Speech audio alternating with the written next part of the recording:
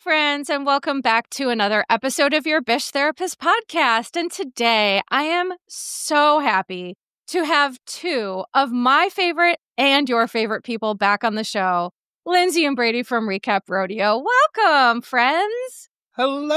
Hello. We're so excited to be back. Yeehaw. We're back. Yeehaw. Feels like home, honestly. Oh, that makes me feel so happy. And I was telling you before, I love legitimately you two and Mandy. I just love podcasting with you so much. It does. It feels like sometimes I get really frustrated about like the Bravoverse, especially with all the stuff going on in the Valley, right? I'm like, this has gotten so ugly, but then we get together and Mandy and I get together and it just gives me like a sense of renewal about what we're doing, you know? Because you can find the fun in it. When you're chit-chatting with your friends about something, you can really find those fun areas where when you're watching it alone, you're like, this feels like torture. Literal torture. Like, I just feel not great about this. I felt like Daddy Baskin had me strapped onto a chair with my eyes open, forcing me to watch The Valley. Clockwork Orange. Yes. I was like, this is why I have not been watching The Valley, because my insides actually hurt, because what is the darkness that is going on in these hills of the Valley? Melissa, you should be so honored. We both tuned into The Valley for you. That's how much we love you and your podcast, Your Bish Therapist. We submitted ourselves to that suffering. Well, and that's how much I love Mandy too, because I was on her podcast last week and we talked about the first episode of the Valley reunion. And I was like, oh my goodness. See, I got to tune that one out. But that one, I was like, haha, bravo, you're not getting my clicks because I watched someone stream it. And I only watched kind of like clips of it too. Like I didn't watch the whole thing. So it's like, bravo, you will not get my view. You know what? You it's really funny? showed it.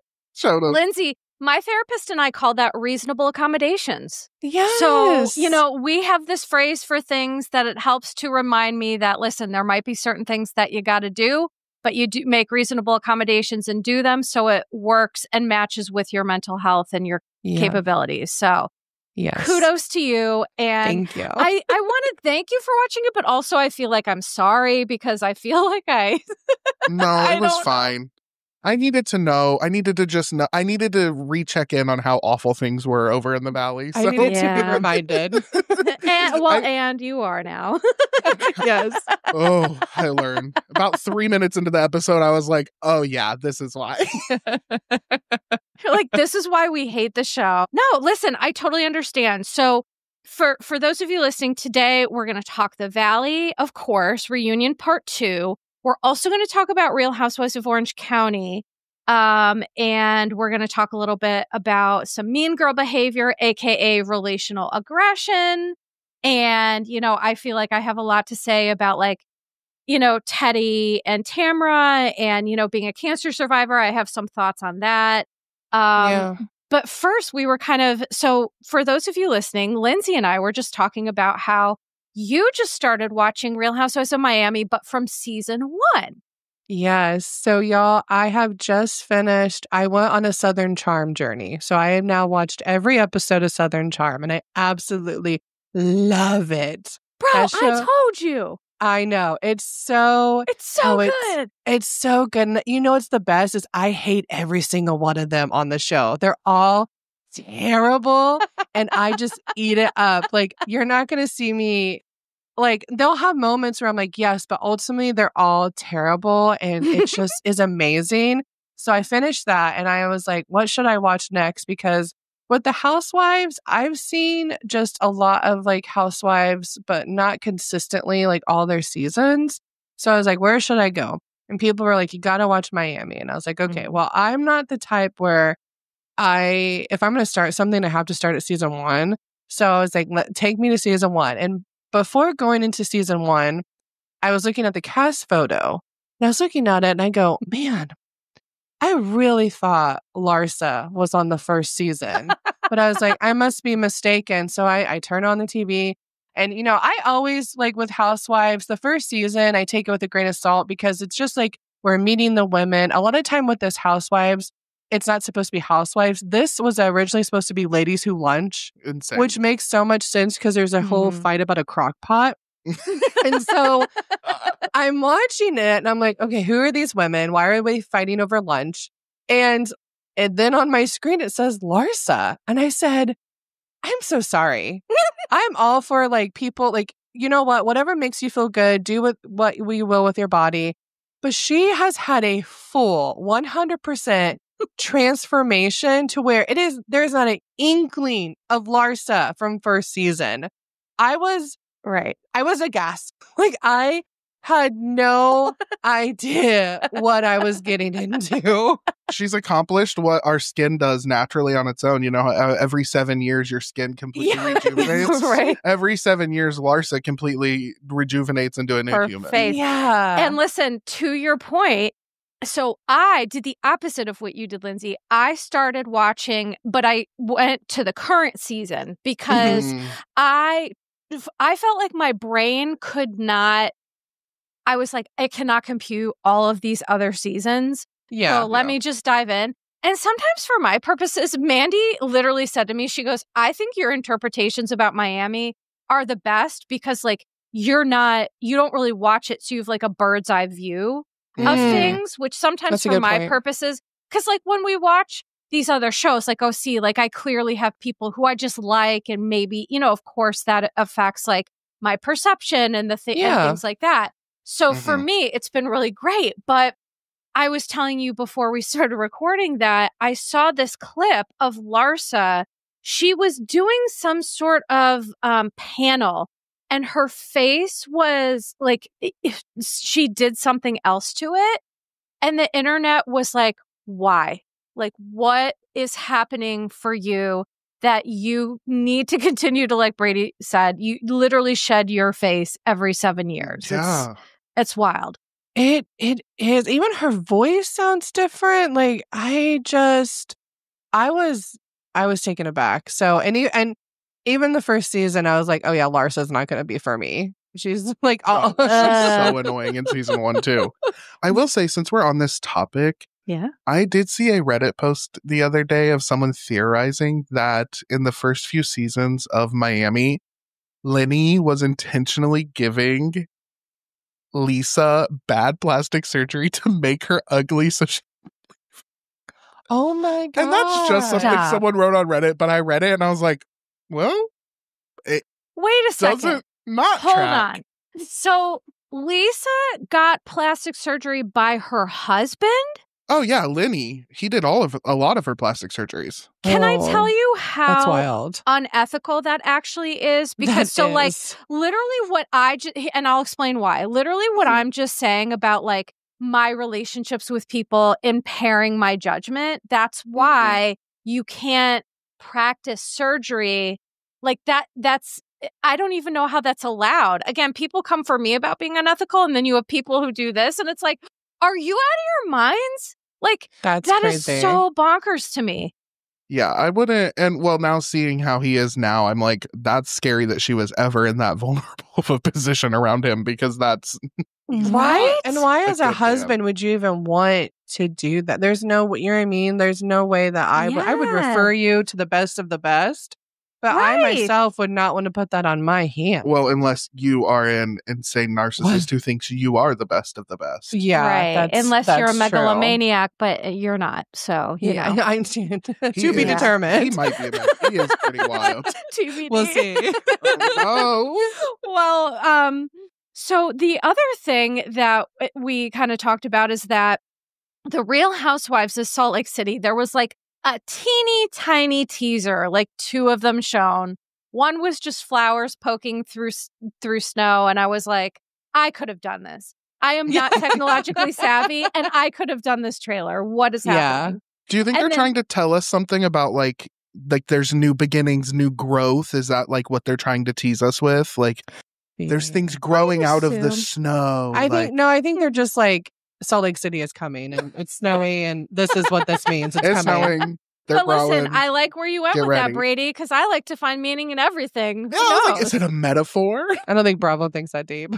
They need to. I would like actually Bravo to think that deep, but I don't think they do. They're busy thinking about how to cover up abuse, so they can't actually think of metaphors for their teaser trailers. Yeah, that is. Although I will say Salt Lake City, luckily, they have a different production company. That's true. So that's what's hard about Bravo, because sometimes I struggle with like what they're doing, but it's hard because all the shows have different production companies. So like the people who produce The Valley, Daddy Baskin, he doesn't produce. No, he does, I think, Beverly Hills, but he doesn't do, I think, any of the other housewives. So that's where it's like, it gets complicated with Bravo. But I don't think they're doing any deep messaging with the Salt Lake City trailer. I can hope. Let me pray. Let me hope. So, but let me ask you, did you guys watch Next Gen New York City? Yeah. Okay. Yes. So religiously. Right? It was wasn't it so good? I thought it was so good. It's our favorite show. Yeah. It's I told Lyndsay, I said next year we're just a Next Gen NYC recap show, because that's how much I fucking love this show. It's so good. It made me love Bravo again. Yeah. Well, right. But so this is my theory, and I want to hear what you think. To me, why I think Next Gen New York City works so well and it's so good is that it's reminiscent of early Housewives, where it's people who don't give a shit. Like, they're like baby deer getting their legs. They haven't bought their own bags of bullshit. They don't think they're the most amazing people in the world.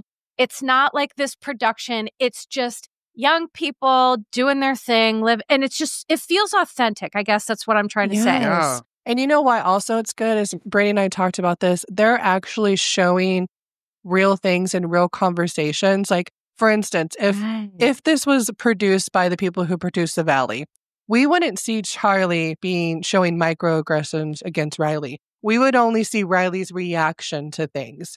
We wouldn't see Charlie being a little bitch about a $200 speaker. We would see only Georgia being like upset. Like, you know what I mean? Like, was having people over. He was having people over, and he needed his speaker. We would see more of the women reacting and not what the men were doing. So I love a show because, like, I'm watching this show and I'm like, oh my God, I've had similar conversations like this with my friends. Like, it reminds me of like when I was in my 20s and like having conversations, like, and it's actually showing it. It's not edited in a really weird way. Also, we love a first season because people, although a lot of these kids obviously grew up with housewives, they act so differently. Brooks actually is terrified of the camera. He has such bad anxiety. So scared. Whereas Gia and Ariana, they lean in. They say, so it's just it's so good. I agree with everything you said. And it is so interesting seeing like those different personalities play out. But what's so fascinating is that on Real Housewives of Salt Lake City, I never was a fan of Meredith because she is so histrionic. It's, to me, that grates on my nerves, right? The whole histrionics, like that sort of thing, it just annoys me. But on Next Gen New York City, Meredith, I was like, oh, I like her a lot. When she's being like a regular person, when she's being like a mom and, being funny and silly. And it's like, where's the disconnect from this I want to see this Meredith on Real Housewives of Salt Lake City, I have to wonder if it's because maybe she feels more relaxed on Next Gen because it's not really focused on her. Whereas like Salt Lake City, you know what I mean? Like the focus is on her and the women and making sure there's drama and like I don't know, but she was more silly but in a fun way. Whereas like Salt Lake City, we're laughing kind of more at her instead of with her. I would say though, I also think think about the arena she's in. For Salt Lake City, that is a show where that cast is just, even if they're not, the whole cast feels like they're always coming for each other. Yeah. So it's like a very like coming for you environment, where I feel like on Next Gen, she was able to just kind of like chill out and be herself and not have to worry about, is what she says going to like get misconstrued? Is what she does going to get like turn into the next like big drama. She got to kind of just like have fun and film with her son and fire him. Yeah. And then cry, and then her son can wipe her snot. Oh my God. Yeah, we got to see how they truly both are like too attached to each other. Bro, Very their interesting level relationship. of codependence. I could write a literal dissertation on Brooks and Meredith. And it's like, it's so wild to me. And it's so wild to me that Brooks was so scared of the camera that like, but the production still made him very interesting because like they would just put the thought bubbles of like Meredith. Yes. And I was like, because I think Brooks is great. And I'd love to see him again next season. I think he's a sweetie. But you could tell just he is like the anti-Meredith Marks when it comes to what we're talking about. He hates conflict. You could tell he physically gets anxiety. I literally just want to like, I want to swaddle him and just like be like, it's okay, baby. I got you. It's, I just want to love on him. But you're right. I think like with Housewives, now there's this like Hunger Games component to Housewives, which never existed. Like season 1 of like New York and OC, it was just like, it was very Next Gen-esque instead of this Hunger Games traitors shit show that it's become. I know. That's why I almost wonder, I don't know, sometimes with Housewives, when it goes on and on and on like this, that's where, it gets less authentic. Yep. And I can imagine being in that position because I think they get to the point where like, oh my gosh, like, okay, what's it going to be this season? Like, and these people are also literally trying to keep their job. And if they're not interesting, they don't have a job. So I can imagine being in that mindset when it comes to these shows. So I don't know. Sometimes it's like, what, on OC, they're on what is this season? What? 17? 17? Yeah. And it's just like, I'm watching it and I'm just like, I do not like watching older women try to have young problems. Well, and to your point, like it's so high school. You know what I mean? Even The Valley, when we get into it, I was like, am I in high school? Yeah. Like, this seriously feels like, what? Can I be honest? You're going to pull out a photo of me, my quote-unquote fatty photo, and show it to people? Like, what? Like, this sounds like, in like movies, like 80 movies, like they would like blow up pictures of like the quote-unquote ugly girl and like post it around. Like fucking Heathers. Yeah, like Never Been Kissed, like Josie Grossi. Like, I was like, what are we doing here? It feels like the shows kind of start to, once they're on for so long, they start to be more of a factor. Like the show itself starts to become the thing instead of the cast. Yeah. Whereas with Next Gen NYC, the cast is the thing because the show isn't. You start to like on every season of Beverly Hills, there's a certain drama and there's a certain arc that's going to happen. Right. And we know how it's going to play out. Whereas with Next Gen, we get completely fresh stuff. Same with like Soho, Southern Hospitality. Like you don't have built-in scenarios and they can kind of be more free with the production. And I think that goes to show why the reboot of RHONY failed, because even though we had a fresh cast, we still had the structure of the show RHONY, right? Yeah. So then you're falling into those expectations where if they were quicker to cancel and just have a new show, I think the audience would have a lot more fun with the programming on this network. Well, Next Gen is what they wanted RHONY to be. That's right. And Next Gen's fucking great. Yeah. You took the words right out of my mouth. I was saying Next Gen is better than the new season of RHONY because I think, Brady, I think you hit it on the head where it's like after almost 2 decades, it's like Housewives to be sustainable, it has to become animalistic. It has to become so like cutthroat and fighting for, trying to like bring the drama. Otherwise you become a friend of. And so like, I understand some of it is like they're self-sustaining. They're trying to protect their jobs and careers. But at the same time, it just shifts what we love so much. So, but let's get into OC, because I think that, you brought up something that for me was one of the most egregiously gross things that happened on this episode, which for those listening, if you haven't watched it yet, is that last episode, Tamra was talking to Heather and she pulled out this photo of Jen and she said something like, it was like a fatty photo. I think that was like the quote that people kept using. Yeah, and that's what they're here's the saying. thing. They showed the picture of Jen, okay? Can I just say that the body image in the OC is out of order? It is so out skewed of control. because I'm like, Jen was beautiful. She's beautiful then. She's beautiful now.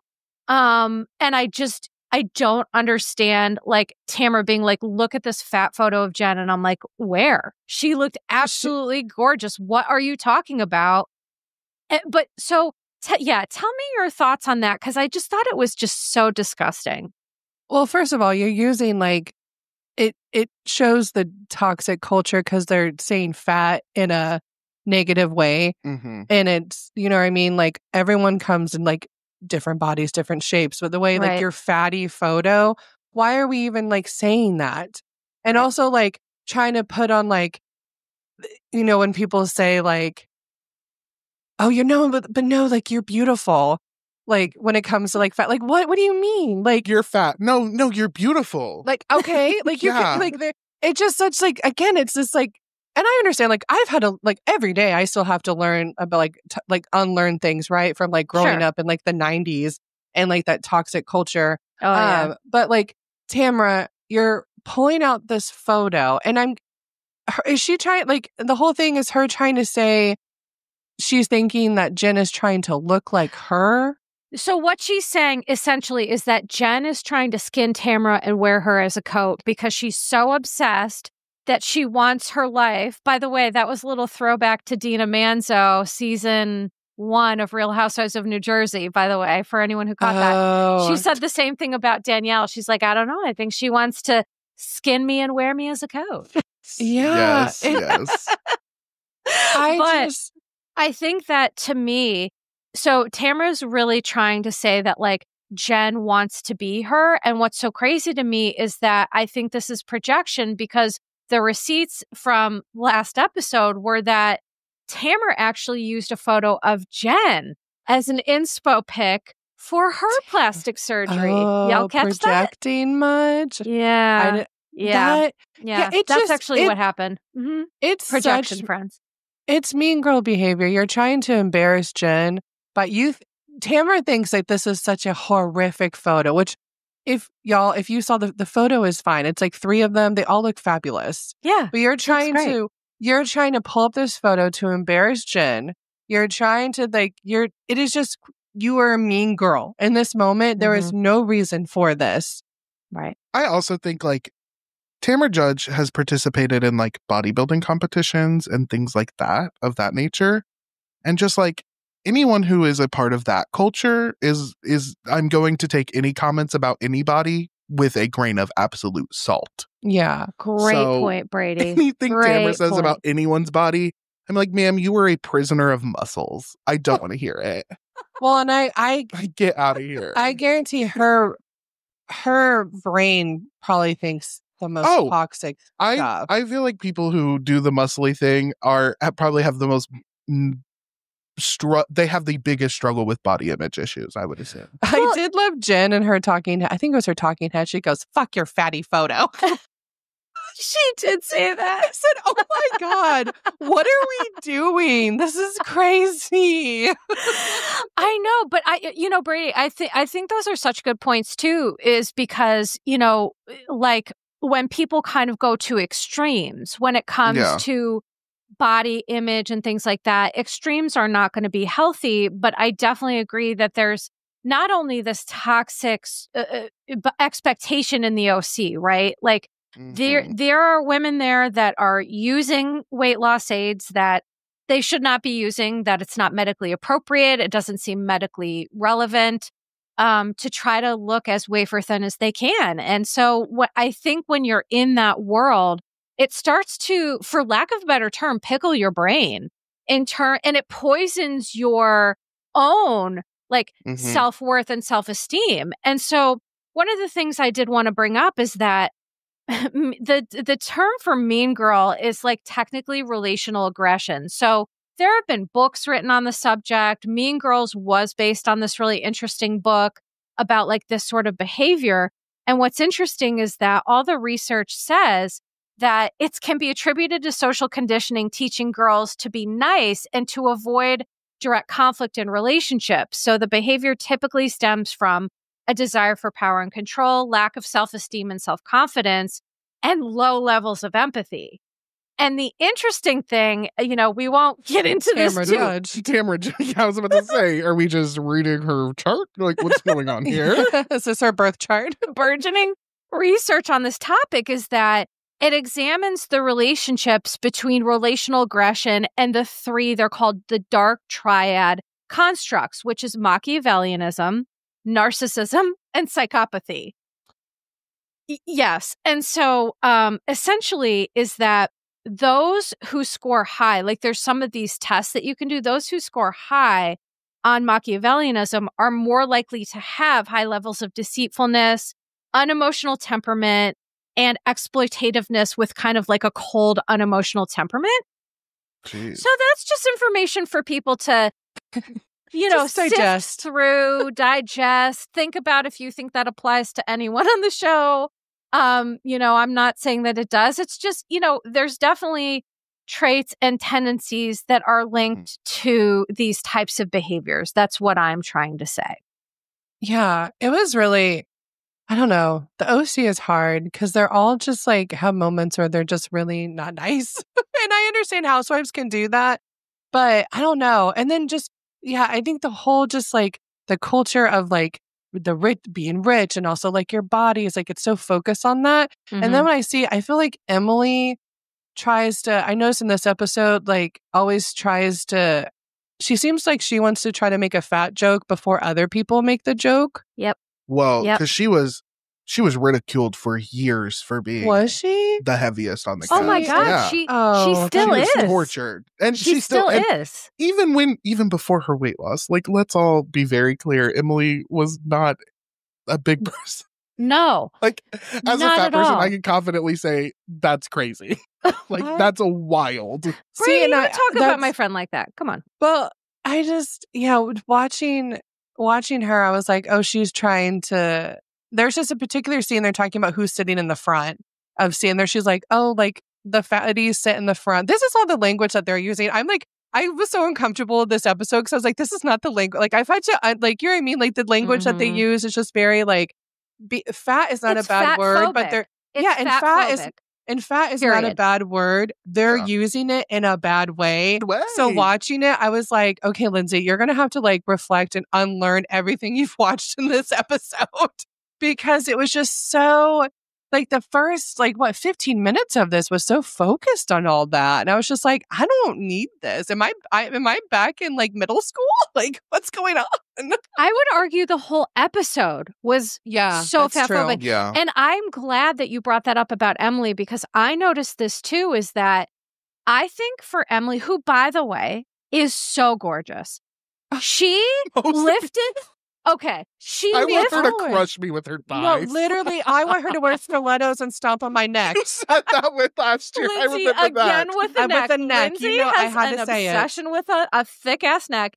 I love it.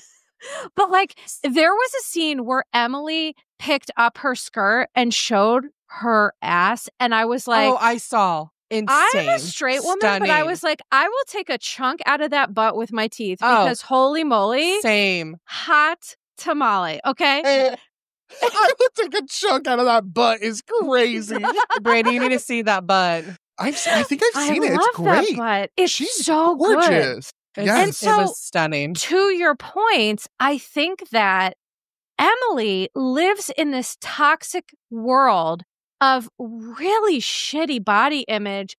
And as to your point, all bodies are different bodies. We're not all meant to live in the same looking body. That's not what's right for all of us. And Emily's body is never going to be like Heather Dubrow, and nor should it. Right. But I think that what we're seeing, my theory, is it's starting to impact Emily's self-esteem, because how 100%. couldn't it, right? How couldn't it? To be around these women constantly talking about fatty photos. So Emily now, I feel like she's playing this role of like, she's leaning into, I like to eat snacks, that the purse egg that she took from Hot Pot. And it feels a little bit like she's she's trying to put herself in this role so she can say it before other people hurt her. Yeah, that's exactly it. And oh man, I relate so much to Emily, especially I remember last season, she was talking about working out like crazy. And like, I've shared this on our podcast before, but I have definitely like in my past have struggled with eating disorders. And when I was in my height of it, I mean, my mom would come up to me and be like, Lyndsay, like I would be on the treadmill for hours and just like in that horrible toxic mindset. And I just see when Emily like talks about that, I'm like, oh girl, I get it. And then this episode, when she's talking about being a mom and just like she's really struggling with like being away from her kids, especially her one son who's they're kind of figuring out what's going on with him and trying to like help him. And she's like, you want to, I've never related to so much. You like, when you have kids, you love them so much. And sometimes you're like, oh, I just need to get away for a minute. But then you're away and you have so much guilt. Yeah. I go, like, my son is in the kitchen and I go in the living room and I have guilt. Aww. Because I'm like, because he's like, you know what I mean? Like, they just want you. Right. And her just like, I just feel like Emily, I think, is starting to be a lot more vulnerable with stuff that she's sharing. Yeah. I don't know necessarily, though, if it's clicking to her yet, though. You know what I mean? Like, there may be some stuff that you need to process, some more as far as like your body image, but that's hard to do because the environment that you're in, and plus her having a lot of like mom guilt. Like, I don't know. I really feel for Emily. Yeah. And listen, Lyndsay, I appreciate you bringing that up about disordered eating because, I've shared this with my audience that when so in my life, because of health issues that are beyond my control, I have weighed at the least 80 pounds as an adult and 200 pounds. I've had a swing all because of health issues that I had no control over. I could not control my body, right? And so what happened is I started to be fearful that the foods I was going to eat was going to hurt my health. And then I ended up not eating anything. Yeah. And it was like I joke that it was like my nutritionist was like, well, you have an eating disorder. And I was like, excuse me? I was like, I'm a therapist. I absolutely do not. And then she was like talking and I was like, oh, no. So my point is that even like if you know better, it's just such an insidious thing that you have to be so on top of because all the messages from society, commercials, the things we watch, it can be so toxic to our brains. And it's like, it makes me so sad to think about you like on that treadmill for hours and me like not feeding my body. And so it's so funny, Melissa, that you say that about like your nutritionist telling you that. Because I remember when I was in therapy, one of the first times I was in therapy that had such a good therapist, Monica, we love you, but she was at IUPUI. We love you, Monica. We love you, Monica. But I remember I was opening up about this for the first time and she connected to it like with me having like a sense of control because I lived in an environment where I had no control. And I looked at her and I go, how dare you? I said, because I literally had a meltdown on her couch because like everything made sense. I was like, so wait, this was all about control? God damn it, Monica. I didn't want to realize that today. I was like, what do you mean? I was like, what do you mean? But does it even mean this? And she was like, Lyndsay, breathe. And I was like, how dare you make me have a connection? I thought this sounds silly, but I thought it all just stemmed from like, oh, I just wanted to like look a certain way. No, it was so much deeper than that. So much deeper. I was like, and then I was like, well, what does this even mean? Was I even doing that? And she was like, Lyndsay, stop it. And I was like, no, Monica, no. I need 20 more minutes now. And next patient's coming in. Bye. And this is as someone who was literally in school to be a therapist. I'm sitting there like, how dare you, Monica? Right. How dare you tell me this was me stemming from my childhood trauma, me getting control? Okay, Monica, thank you. You feel so attacked. Like when I go into my therapist and she'll connect things and I'm like, and I totally thought I had a complete understanding of that thing. And I'll be like, God damn it. So how dare angry. You? How dare so I know. Angry. So I hope this validates people listening because like, I'm a therapist. You went to school for that. Like we're educated and it's like, I'm really great at helping people, but that's why all helpers need helpers because we have blind spots when it comes to ourselves. And even the greatest, most brilliant minds, need other people to help. And so I think Dr. Orna has a therapist. Who's that? Dr. Orna. Oh my gosh. Okay. Sorry, I sidetracked. From the Showtime show Couples Therapy. I never watched Dr. Orna. She's an icon. I ever watched that. Gay people, if any gay people are listening, they know Dr. Orna. She's a gay icon. We love a gay icon. icon. A gay icon. Okay, she's not gay. We just like her. Oh, okay. Oh, no, yeah. The gays like her. But even she has a therapist. Oh, okay. Well, I'm going to have to check that out. Because you know me, I love to see a good therapist representing. Because whenever I see a terrible therapist on TV, I'm like, you're making us all look terrible. Come on Bravo. Melissa, I need you to dive into couples therapy because I think you will have a new love. It's so good. It's probably better than the OC right now. Oh, it's way better than the OC. Is it like currently on, or is it an older? I think there's 4 seasons out, and it's currently still airing. Like new seasons are still coming. I'm writing it down. Add it to the list. Add it to the list. Oh, you're gonna watch some couples go through some things. Oh yes. Boy. Yeah. I mean, I have to be honest. I know we're sidetracking a bit, but the thing that I hated the most when I was doing therapy was marriage counseling. Oh, woof. I could have never done so hard. And it's just like hard and it's stressful. And again, as someone who's been, with my husband for 23 years, there's like things that people would say. I'd be like, God damn it, that my motherfucker, he does that too. And it's like, I can imagine that would be so hard to not have a bias and to like not show that. That is one of the things in couples therapy because she talks to her therapist about it because she's like, he sucks. He fucking sucks. I hate him. I don't want him to be with her. I don't think he's good. And then the therapist is like, but you have to be right. You have to do the right thing. And that's what's so powerful about like individual therapy because it's like because my therapist now, like we have that rapport. And like she was the first therapist. And sometimes like, look, and with a therapist, you have to know like when to say things like this. But she knew, like, she looked at me and she goes, Lyndsay, I think your stepdad was like a psychopath. And I was like, thank you so much for saying that. Yeah. Like, thank you for saying that he is like evil and like we just like I was just like you need that, but obviously like when you're doing marriage counseling, it's like you just have to like think that in your head, like, oh, this might be bad. Your husband's a psychopath. Well, he's like, I'm right here. Yeah, excuse me. Literally, that's a challenge because I'll just tell you quickly. I had this one time, I will never forget this. I had a person I was seeing individually that the boyfriend was a complete abusive POS and she wanted to bring him in for a session. And I was like, oh, shit. Okay. So comes in and I am cautious but direct, shall we say. Yeah. And I ended up having to get someone to walk me to my car at night because he threatened my life. So that is terrifying.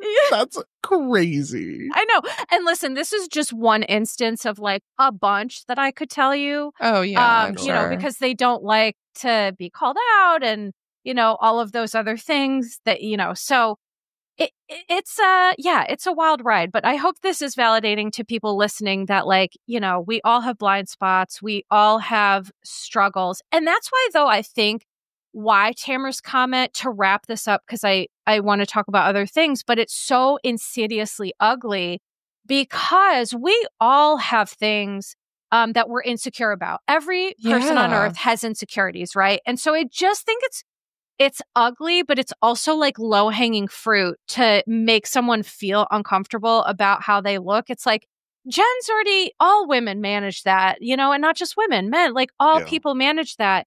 So I just think it's gross and it's low-hanging fruit. And it is. And Tamra, you wouldn't like someone bringing up an old photo of you and like talking about it in a negative way. Well, Tamra would say, well, I've never been fat. I've never been bad and fat. Yeah, that's exactly what she would do. Tamra, get your shit together. I know. Crazy. And listen, Tamra, speaking of Larsa's, head transplant, you look at old Tamra from, initial seasons to now. I mean, it's easy to throw stones when you have people fixing you to look your best on camera. before every season, right? I mean, I just think that's wild. One of the interesting things is that Jen was angry with Heather because she didn't push back against Tamra's mean girl behavior. And I felt like that while we can't expect people to take sides in conflicts all the time, like that's not appropriate. But I do think that Jen had a point. But like, here's something interesting. So I watched Watch What Happens Live after the episode, and Gina was on with Julia Gardner, who I really love. She's and in the she new movie loves Weapons. Yes, she promoted the new movie. By the way, so shady. When I went to watch What Happens Live, I recorded it. They just put Julia's name, not Gina's. They didn't put Gina. They didn't even put Gina. It just said with Julia Gardner, and I was like, dude, that's wild. Gina went on, and she basically said, because she was asked about like the Heather supporting Tamra with this like really shitty thing. Gina said like this very diplomatic answer of, well, I think Heather's struggling to navigate her relationship with Tamra because they have so much history together. So what I read between the lines is that Heather's picking her battles because she needs an ally. That's 100%. What I read. Yeah. No, that makes sense. Heather and Tamra, I could see them, they might get annoyed with each other, but they're going to have each other's back. Like they're kind of like an alliance, if you like. Oh, yeah. That's exactly what I wrote. I think that, yes. And it's like Heather, plus, listen, Heather, I'm sure has some body image stuff too. And so to be honest, there's part of me that thinks maybe she co-signs a little bit of what Tamra said. Probably. Because if that were me, I don't care how much of an alliance or like a close relationship. Like, if you guys said that, which you wouldn't, I'd be like, I love you, but what now? Like, what are we saying? You said, excuse me right now? Brady has seen me in incidents. Yeah. Like if we were someone and they brought out a photo of someone and they called it like their fat photo, like Brady has seen me sometimes when people will make comments about like my body or something. I just like I don't know what to do. Like I freeze, I turn to the most awkward person. So if someone did that to me, I'd be like, what are we doing here? Right. I do not co-sign on this whatsoever. Also, what would happen to me in my life is someone would be like, oh my God, can you believe how fat they are? And they'd show me a picture of someone 150 pounds lighter than me. And I'd have to look at them and be like, what are you thinking right now? Yeah. That's like. So it's like, I get the point, but at this point, and this is one of those things that I feel like Housewives has jumped the shark on, where it's like literally about alliances now. It's not about what's right or wrong. It's about alliance. But the one thing that I did want to touch on is that although Tamra's behavior has been egregious, the one thing that I wanted to put out there is like, she talked about, a lot of grief with Teddy, and she revealed that Teddy and Tamra were in New Orleans when Teddy fell down a flight of like a marble staircase, which is what led her to get the scans that found the brain tumors. Yeah. And so when Gina announced the trip, she was really shaken. And so here's the one thing that I want to say about this. As someone like, people are saying that Tamra is using Teddy's situation to manipulate. And as someone, so I'm a survivor of ovarian cancer at 17. I'm living with a chronic incurable cancer for the past 10 years. My honest opinion is it doesn't really matter. And I'll explain why. Because does playing the cancer card help sometimes? Yes. Is it incredibly painful to people who love me? Also, yes. You know what I mean? And so I think that Tamra's grief is real. Her worry is real. And for those who don't realize, Teddy's diagnosis, her prognosis is poor. It's very serious. She may really not survive this. It's very real. And so I guess I just want to say that, people came to my Instagram, and this is what makes me so angry on Instagram. People are like, well, that doesn't give Tamra the right to be a mean girl. Well, no shit. I'm not saying that it does. That's a separate issue. But what I'm saying is that Tamra, I really think her grief is very valid. It's very real. And I stand by what I said. Whether she uses it or not in situations, it doesn't mean she's not really like having a very hard time. So that's my thought on it. Well, and this is what reality shows are about. The three of us were just kikiing, laughing at Tamra and like calling out her being a mean girl. But in this moment, this is where I'm like, my empathy kicks in. And I'm like, oh my God, this is a human on my screen. Right. Call it her being manipulative, call it what. But honestly, I see it as someone, Teddy is her best friend. Yeah. Her and Teddy have a show together. She was with Teddy when she fell down. Like, she has been with Teddy, and it sounds like Teddy for a while has not been feeling well and has been ignoring it. She's had headaches, but she's just like, not been like going to the doctor. And like you said, like, what is going on with Teddy is extremely, like, I think I saw her in a podcast recently. It's like a 50-50. And like, she's like trying probably to be really positive. Yeah. Probably less than that. Because and she's trying to be so hopeful and positive about it. Right. But like, go ahead, Melissa. I was just going to explain why. And again, I only know this because I'm basically a cancer, I don't know, expert, I guess. Yeah. Not on everyone, but when you have a stage 4 metastatic cancer, what that means is it has metastasized to other parts of your body. And when that starts to happen, the chance of survival is less and less. Now, what I will say is statistics don't always matter, because what I love to say is that math and statistics cannot compute the resilience of the human spirit. That's what I believe.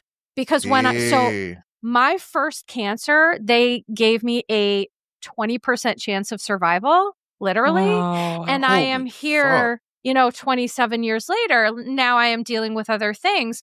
But I guess my point to anyone listening to this is that, our spirits and our resilience and our hope and our strength matters.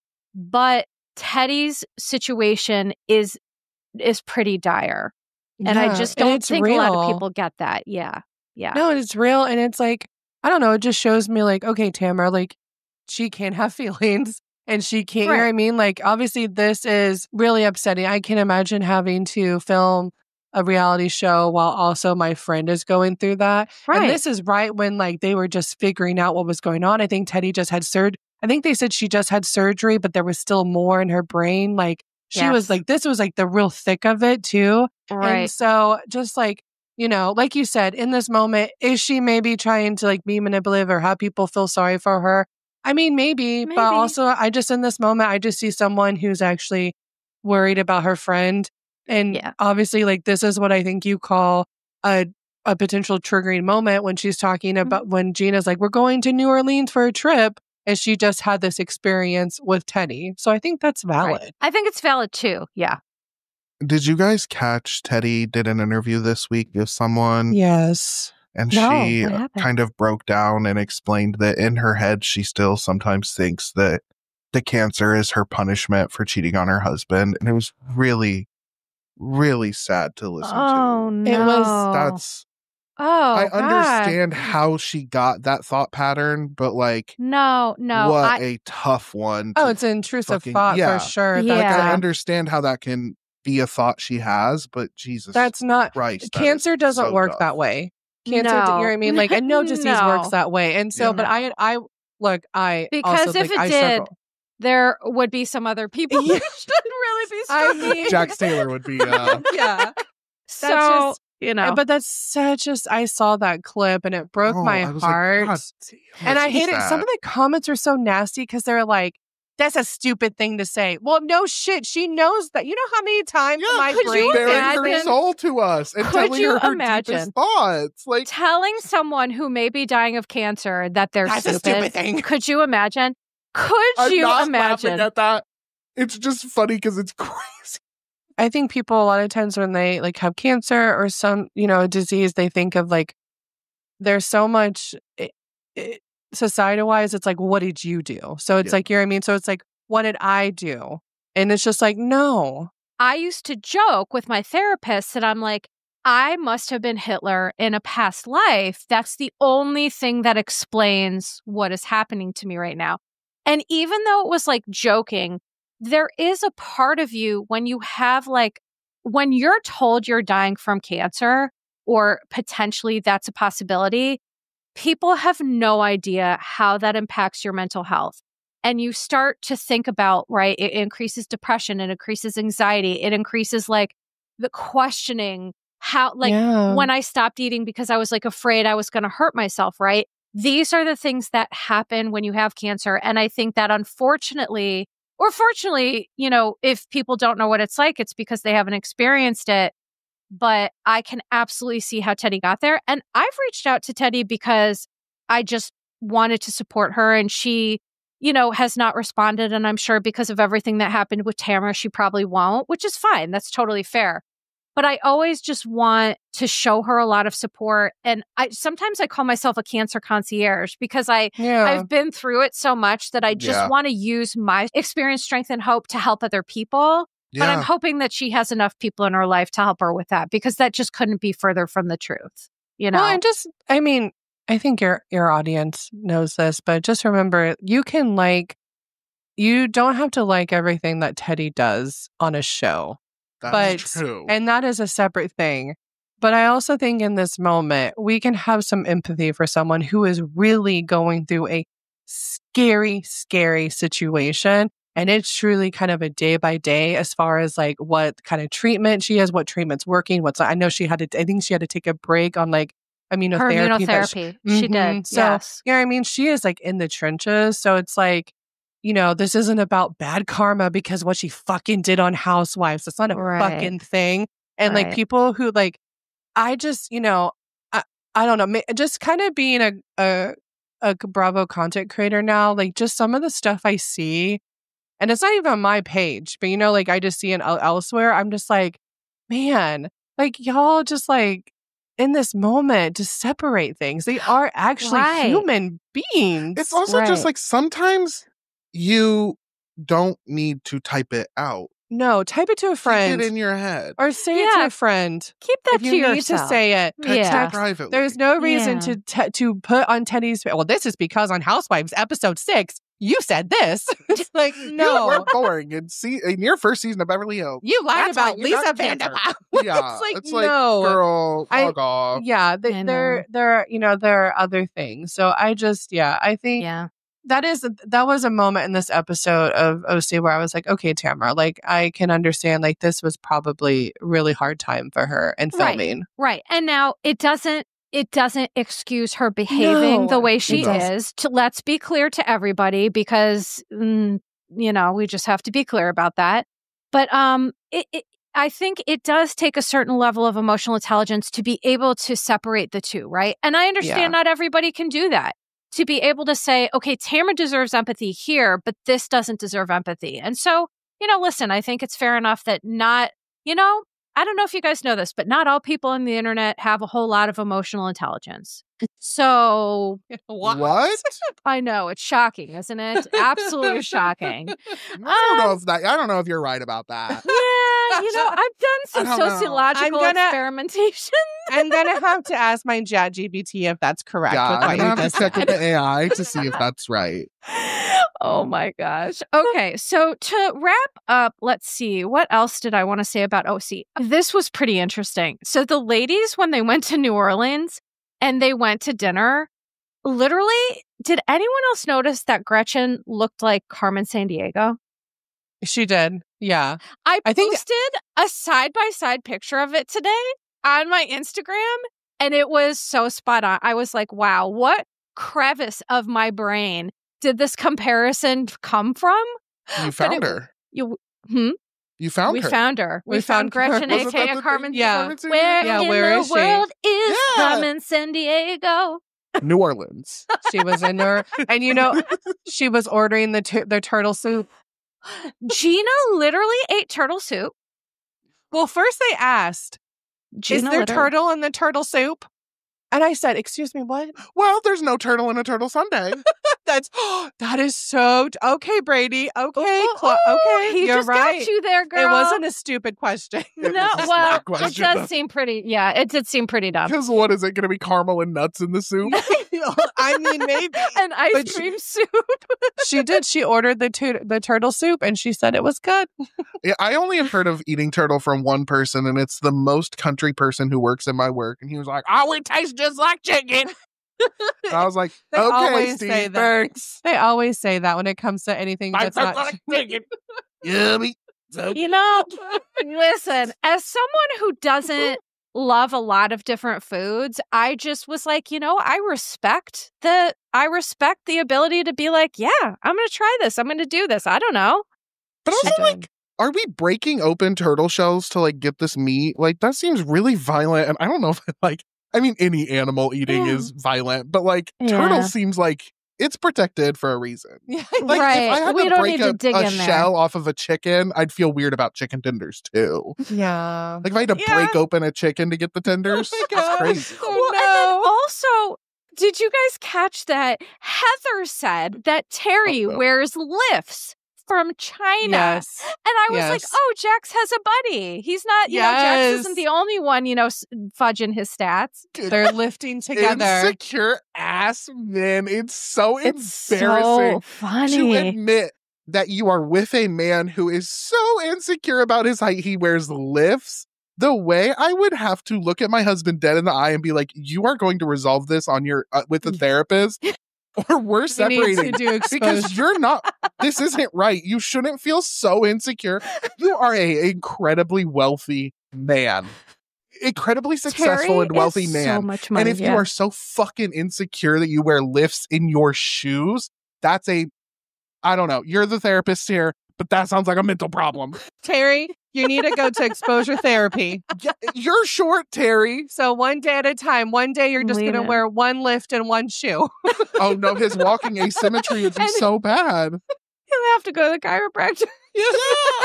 Well, listen, the thing I can say is, like, you know, women can wear heels and things like that. And so I understand men wanting to be able to, like, fudge it a bit. But also at the end of the day, I do think it goes back to just, like, accepting who we are, accepting our body type, own it. Because Lyndsay, that's so right. They need to be heels. You need to be serving cunty heeled footwear. Stop hiding it in your boots, JD Vance, or that guy from Florida. You fucker from Florida. I actually hate you. I don't remember your name. Rick, Rob. I don't know. What the fuck's his name? Do you know what I'm talking about? I do. I can't that guy. Jax got DeSantis. Pissed. Fuck that guy, Ron DeSantis. Oh my God. No, you're good. You're good. Oh my God.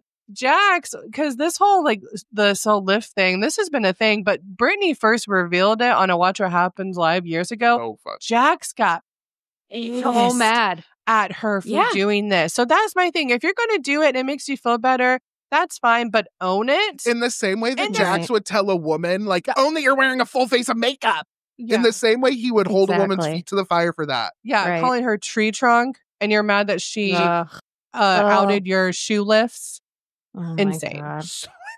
So I'm all for use your pregnant wife like that. Yeah, I know. insane. Could you imagine this woman who brings your amazingly beautiful child into this world, and you're like, your body literally created this life, and you brought him to me, and I had to do nothing, and I'm gonna talk about your strength. It's just, it really does go to show who Jack is. But I created a fucking human being, like literally grew it. And you're going to call me tree trunk? Yeah, that's insane. That's no respect. There's no respect whatsoever. Like, he has no respect. Oh, no. No, we're gearing our stuff up for the Valley. Sorry. Yeah, we were talking shit on Terry bro. This is clearly the right time to transition. But the one last thing I wanted to say, that on Watch What Happens Live, Gina was wearing a gigantic rock on her engagement ring finger. Beautiful. Is she engaged? I thought Travis didn't have any money. How'd he get a big ring like that? Weren't they broke? They both have this real estate company now, and they're working really hard. And, also, you know, what gorgeous. Season is this for Gina? How many has she been on now? Oh, God, I don't know. I want to say 5. Okay, so she's making, like, once a housewife, like, season 3, they start making money. So her storyline this year, sorry, and I haven't tuned into the OC this year, but is her storyline not having to move houses and no? They have a house now, and she's being more open now about Travis's like ex-wife. Oh, so it's not as weird. No, because last season it was very, which I don't know, maybe legally they couldn't talk about it, but it's very much like, you know, Travis was moving out, like, because like the way that Gina presented on the show is not actually what was happening. Whereas this season they're back living together, and she's being very open about what the struggles they're dealing with this ex-wife. Oh, cool. Right. And learning to be happy no matter what the chaos this woman is trying to like throw into their lives, which is, you know, I think that's really great. So, okay, so let's transition to the Valley. I am going to be honest. I cannot wait until the show is over. I Okay, so at the top, what I'm going to start with saying is that what I cannot get over is that Alex Baskin and other people in production knew about that this video existed. And they knew it existed because other cast members knew it existed. Okay. Yeah. And instead of firing Jax, they said, let's send him to rehab and see if we can continue to, have this person out there to make us money. And then they gave him the opportunity to announce his departure instead of being fired like he should have been. I'm having a very hard time getting past that. Oh, I am too. And look, Alex Baskin can be on his high horse and say, we're showing what's real and this is what's real. But hang on a minute. Jax pushed Brittany into a bush, among other things, right? We already had him. He was throwing chairs, breaking a Stanley Cup, which I cannot say how hard that has to freaking do. He's yelling at her. He's screaming at her. We all have this. So, you know what? We believe in giving people chances. Okay, so he goes to rehab, which that's fair. That's, some people need that.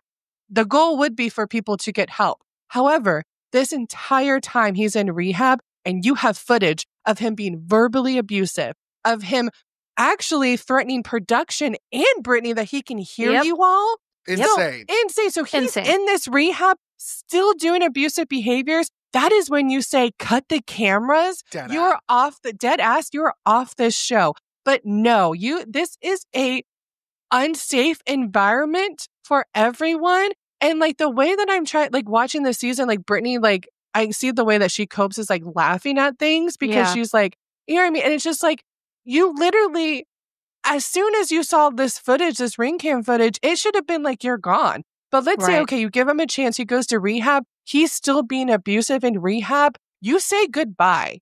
Right. Like, I'm sorry. Like, there has to be I know with Bravo, I know there's money involved. There's people involved. But we have to think sometimes about ethical behavior and what we're showing.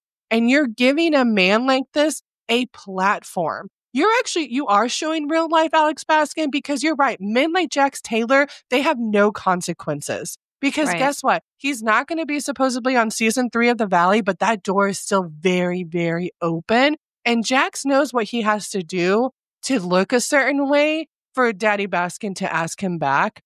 Yeah. But honestly, and sorry, real quick, Jax, he shouldn't have been allowed on that reunion stage. As soon as he started in that, which I don't know if this is, I think, him saying when Brittany was like, I'm shaking, you should be. Cut the cameras again off my stage. But no, we have Andy Cohen this episode, which I don't know. Andy, I usually adore you, but you fucking asking Jax, do you still love Brittany? Do not ask that. That is a disgusting thing to ask because Brittany is still very much in this place where she wants Jax to still, she's still in that toxic mindset. She wants Jax to say he still loves her. And guess what? He doesn't because he literally is incapable, I think, of loving anyone. And so him asking that is actually really disgusting for Brittany to hear because that also gives Jax an opportunity to be like, oh, can you not ask that? Please, hang on, let me squeeze a tear. Hang on, let me squeeze my eyes. Come on, tear. Come on. Literally. That's Sorry, what he I know was that doing. was a long rant, but obviously you all can tell that I'm I don't, this is horrible. This whole thing is horrible. Triggering. I think it's triggering to you. I think it's triggering to any person who has dealt with domestic violence. I think it's triggering to anybody who has lived in a world where men can get away with murder. Anything. Yeah. And, I think, again, in times like the whole Diddy stuff, the fact that he's not guilty, it's like people speak up and it's still not enough. And we're still in this culture where abusers are given far more grace than victims. And that is unacceptable. Do you guys think, too, this is just me theorizing, I wonder if Brittany went to production and showed them all this. And can you imagine showing them all this and then being like, their reaction is, okay, don't relax. We're going to send him to rehab. Instead of saying we need to make sure that you're safe, you know what I mean? And we need to not make sure. I feel like I can imagine that moment because I also wonder, like, I really think Brittany was like one step away from getting a restraining order. Mm-hmm. And I have to wonder if Bravo was like, no, hang on. Before we do all that, let's try sending him to like, I just can't imagine or did they bring in remember when there was a restraining order with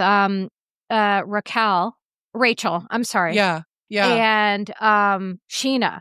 And I think you're right on that Bravo was like, well, if we do this, we're not going to be able to film a reunion. You're not going to be able to tell your side of the story, blah, blah, blah. Mm-hmm. Listen, I don't know, but that's my guess. We don't know. Yeah. Right. And so I just think that, and what is so wild to me too is that there's these things that Jax is doing. I actually wrote a list of it where, he is claiming not to be problematic, but he's displaying the behaviors in real time of, love bombing, gaslighting, blame shifting, projection, triangulation, playing victim. These are all components of very serious mental health issues and personality issues. And, it was just, I feel like this is my Super Bowl because I clearly have so much to say about all of this. But I think to me, the most astounding thing is that, yes, Andy, like, not only asking that, but then having the nerve to say that, oh, well, it seems like he's taken accountability. It's like, sir, where, sir? Has this man... I've never seen him take this much accountability before. And Brittany, thank God she was like, I'm worried it's performative. Yes, because Brittany is telling us that this is what his pattern is. This is what he's doing. This is his game plan. Right. That is all that's happening right now is manipulation. And we're all sitting here watching it.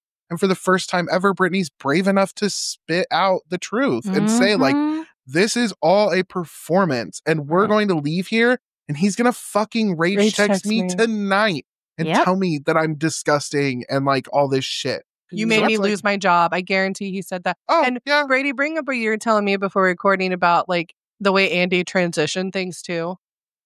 I know. It was crazy because Brittany's like crying and she's like, I was just afraid for my life. I was just afraid. And then Andy's like, well, Danny, you got a little drunk the other night. And it's like, what are we doing here where it's like someone is admitting the deepest traumas that are affecting them. And then Andy's like, hey, over here in Janet world, she had a casserole. Well, it's not even that. It's also like, Brittany is like, like he screamed at me. He did this. He broke this. He did that. Jax, why did Brittany make you scream at her? Yeah. Or it's like, what do you guys think about Hooters closing? Yes, it's crazy. I know. I'm sorry, like, time and place. Listen, I understand that to be in Andy's position, it is wild because you're figuring out in real time how to transition and still have this reunion, right? With very serious topics. I can relate to that because sometimes on my podcast, it's like, well, I don't want to be too serious, but what I'm talking about is very serious. So I understand there's a fine line. But it does give like that Andy is really fooled by Jax. Yes. And that's one thing that just irritates me because the one thing I appreciated is that Brittany said, and I wrote it down here because this was so important. Brittany said that Jax's therapist said, and I quote, "We can treat depression, we can treat bipolar disorder, but we can never treat narcissism." So I just want to explain for a hot second that this is pretty accurate, and I'm going to explain why. So the only major components needed for change is motivation. None of us change until we're ready and motivated to do so. And self-awareness, because you have to have enough self-awareness to understand how your behaviors are problematic and that sort of stuff, right? So those are the two components. Narcissistic personality disorder is hard to treat because the challenge lies in the inherent traits of narcissism, a lack of self-awareness and resistance to change. That is what composes people who have narcissistic personality disorder, right? And so that is why treatment is so difficult, because people with narcissistic personality disorder, they're rarely participative and engaged in the treatment process rage texting from treatment is a prime example of that. Leaving the Jax, facility every day to go spy on your house. And Jax loves that he can use these words. Because that's the thing. It's like, I don't know if Andy and maybe Jason are listening to Jax say words like narcissist, love bombing, manipulate, all this stuff. And it's like, oh, wow, Jax is really getting it. No, he's using it against you. He's trying to act like, I'm aware I do all these things. I'm aware. But like you said, there has not been an ounce of change. Yeah. No. That is what is so crazy to me, that we are on this couch. We are like 20 minutes into this reunion and we're talking about Jax taking accountability right now. Meanwhile, he's being aggressive towards everyone still. And just like, I was just like, what? How did we get here? And here's what I have to say is that what people don't understand is accountability isn't just admitting that you're an abusive asshole. Thank you. Accountability includes actionable change. I'm going to repeat that again. Full accountability includes actionable change, okay? It's not just saying, yeah, I'm a narcissistic, abusive douchebag. That's not accountability. No. That's not even self-awareness. You're just repeating what people have told you in treatment. Mm-hmm. That's, you know what I'm saying? That is all that man does. Yes. He just repeats what someone told him in treatment. People have this habit of using therapy words, and it disarms people because it tricks people into thinking that you know what you're talking about when you actually don't. And it's another form of manipulation that I need people to understand. There's like meta layers with Jax Taylor and his all of this stuff. It's just so insidious and so deep. Oh God, it just disgusts me. Well, and y'all, the reunion wasn't filmed that long ago. Like, that's the thing, is like Jax loves to say this was all filmed a year ago. The season 2 now was just filmed a year ago. The reunion was just filmed a couple months ago. So he's had all this time to actually work on himself. But what's he doing now? Now that he's not going to be back, now he's stepping away. Now he's saying, I'm stepping away because I want to.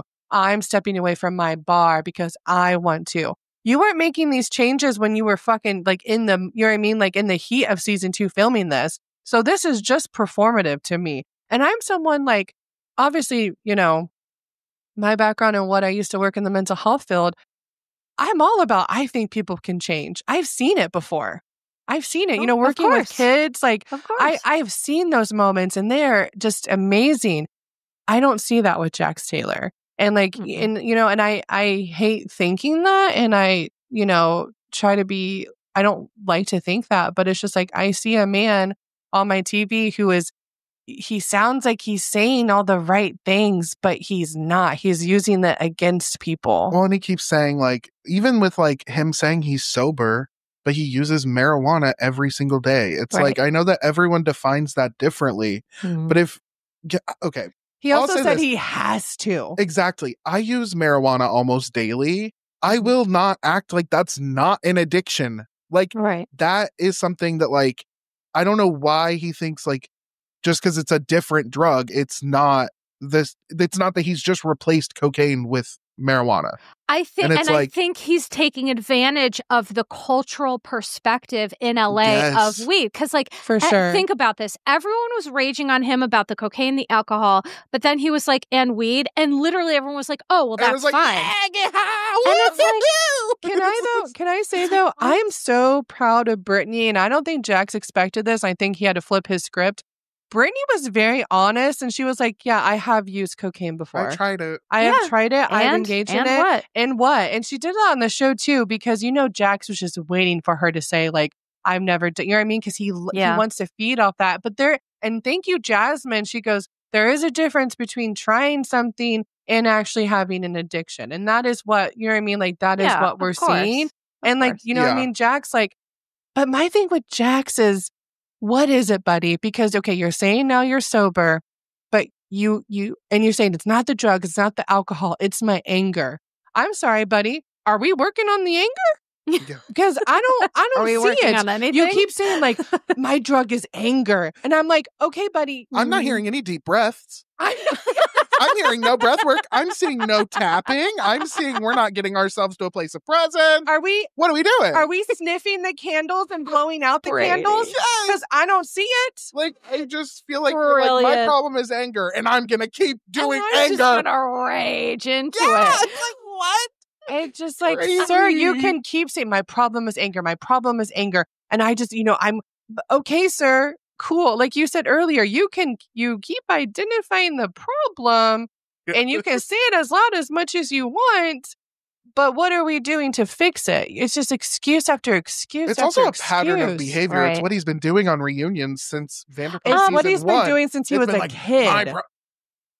Oh, if you listen, that stopped me dead in my tracks. Lindsay, that was good as fuck. If you listen to like his sister, like this has been a pattern for a long. Like Jax is a kid that really needed early intervention, and probably didn't receive it. But what we're talking about here, what we're talking about is Jax displays a persistent pattern of manipulative and exploitative behaviors aimed at controlling and demeaning Brittany. It is abuse. It is concerning, and just because it's being ignored doesn't mean it's not a persistent problem. Yeah. And because I'm not his therapist, I don't know, but it's sounding like Brittany is saying that the therapists believe that he has narcissistic personality disorder. That's the lines that I'm reading between. And if you look up what that is, he certainly does fit a lot of criteria, but I just want to be mindful about.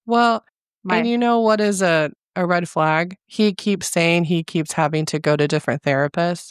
I think because he's the way I cackled when he said that. Because I think he doesn't like a therapist that calls him out on stuff. And here's the thing about like being you, especially like, and look, Jax has said it before that he has been supposedly diagnosed with narcissistic personality disorder. If that is the case, it can be very challenging, working with someone who has that, just because of the manipulation component. They're going to tell you things that they think you want to hear. And just like, I have a feeling he probably has had therapists a lot that call him out, or like, let's dive into like something that he doesn't want to like get into. And then he'll just switch therapists, And so I think 1,000%, because I've treated Jax's. Let me be very clear. This is why I have a very good read on him. Because when I worked in inpatient therapy, Lindsay, to your point, most people come in, they're wonderful people with a terrible disease, right? They get sober, they find their strengths, and they're amazing people. It was just like hidden under all of that stuff. But for every and this is not scientific, but for every 1 out of 100, it would turn out that it's like, you're just not a great person when you get sober. And for some people with some personality disorders, the substance use is more a symptom of kind of this very antisocial sort of personality. Yeah. And that happens sometimes too, where people get sober and you lift the rock up and you're like, oh, this is much scarier than we even thought under here. And then you call those people, because I'm what I call myself the antisocial whisperer.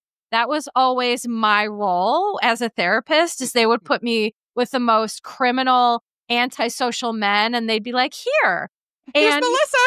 here's this bitch, try, and then this is how I would get, you have to call people on their stuff. And one time I had a guy throw a chair at me and threaten to murder me. And by the way, he almost didn't even get kicked out of the facility that I was working at. It wasn't until I said, either he goes or I go. So you can make that decision, because you're going to lose a therapist today. Like, I called my husband. I was like, this is what's going on. And my husband was like, fuck that. Quit to, unfortunately, I have a good boo, that's... Snaps for husband. Exactly. Yes, we love. 'Cause he was like, no, we're not doing this. But my point is that when you have certain personalities like this, there is much darker stuff going on underneath, and it's less about the substances and more about the problematic personality traits.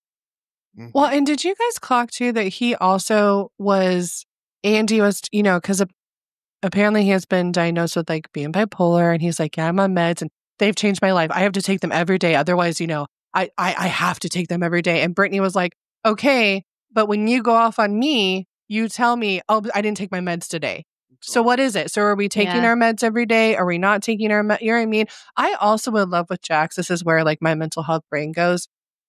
I would love because, supposedly he went to this like rehab.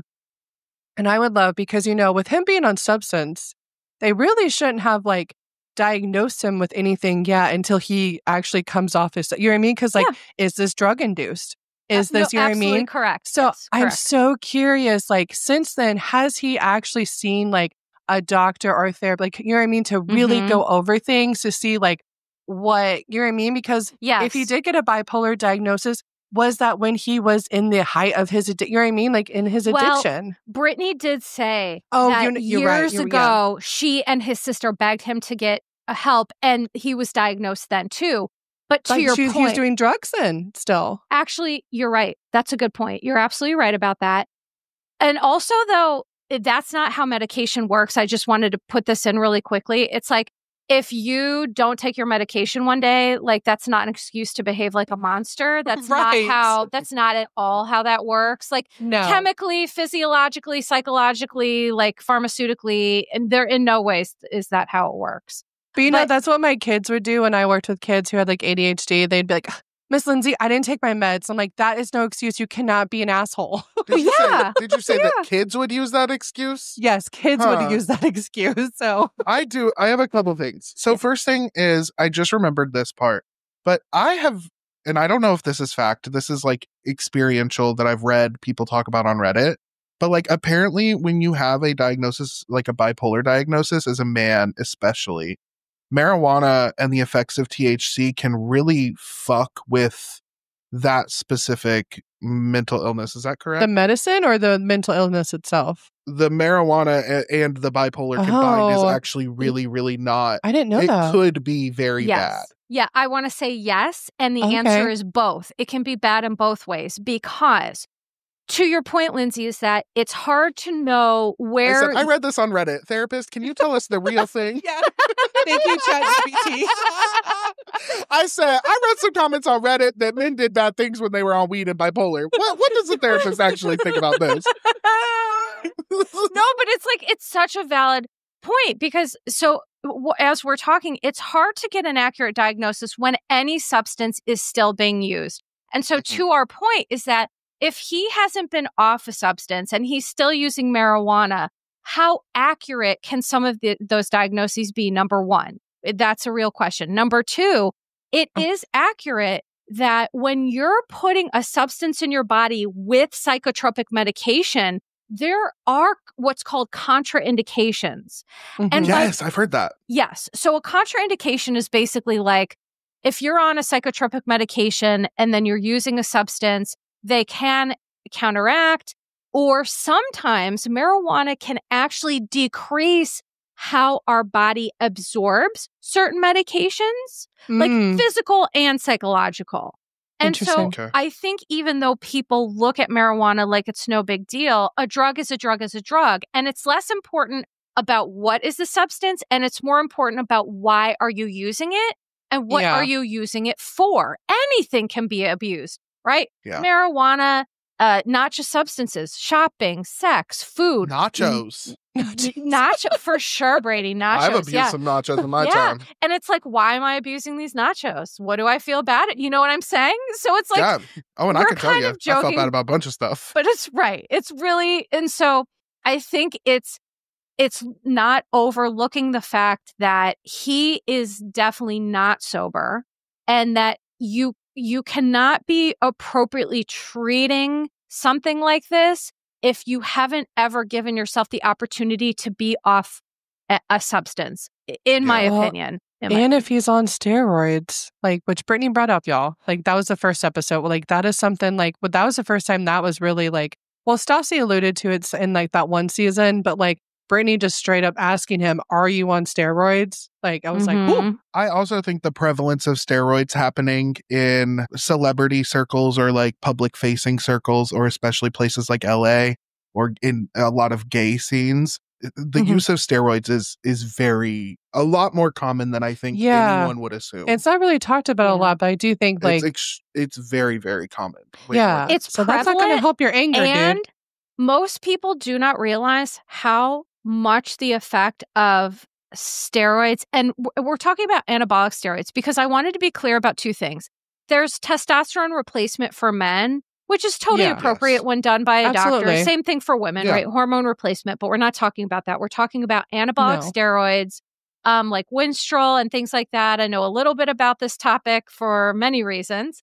But it's also very common in the recovery community where people, specifically men, they'll come into treatment and then they'll come out and they'll go on steroids because they want to feel really powerful. They want to feel really important. Because I think the thing with Jax, why he clings to this anger piece, is because for a lot of men, anger is what makes them feel powerful. And he's not ready and willing to give up his power and control. So he's almost leaning into like, this thing that makes me feel powerful is my problem. And it's like, do you hear what you just said? Like, and so I think one thing that I noticed, though, is when Brittany said this, Jax said it was like a snippet in between filming that he had gained 30 pounds. Right. And what I had noted... Oh my God, end of world. No, but listen, what I had noted was he doesn't look like he gained 30 pounds of fat. 30 pounds of muscle, on the other hand, which is only something that can be accomplished through using anabolic steroids. Even like appropriate testosterone replacement, you're not going to bulk up that much. You will for sure. But like that level of bulk is usually indicative of like an anabolic steroid, which again, no treatment provider treating someone for bipolar disorder would ever recommend, because it can mimic, steroid use can mimic that sort of bipolar.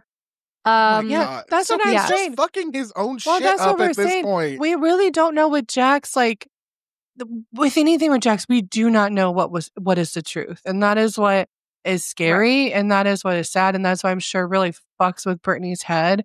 And so, you know, that's what I don't understand. Like, I feel like this reunion, they have spent, and I understand, like, obviously this was a big part of season 2, but like, you're really giving this much time to Jax to just say nonsense? I don't know, though, because then they move on to other couples, and I'm like, I don't like what they have to say either. I don't know. I don't like any of it, to be honest. I'm like, can we please stop talking to Jax? And they move on to Danny, and I'm like, well, fuck this. And it's so funny because it does make you think, when Jax is not on the show, it's like, are these characters even likable? Like Janet and Danny. But so let's move on to that, Janet, since we've been talking a lot about Jax. But it's like, so you have Jessie Lally, who just won't stop beating a dead horse about Michelle cheating. And it's like, bro, pull up your bloomers and move on, because this is over, right? Like acceptance, you need to accept that it's over and it doesn't matter. And the only reason he's still focusing on it is because Jessie is Jax, like, Junior, but I always say that Jessie is a little bit more charismatic than Jax. 100%. He's smarter too. Scarier. He's smarter, right? Like, he'll cry on command because women really love to see a man cry, and then they buy that bag of bullshit.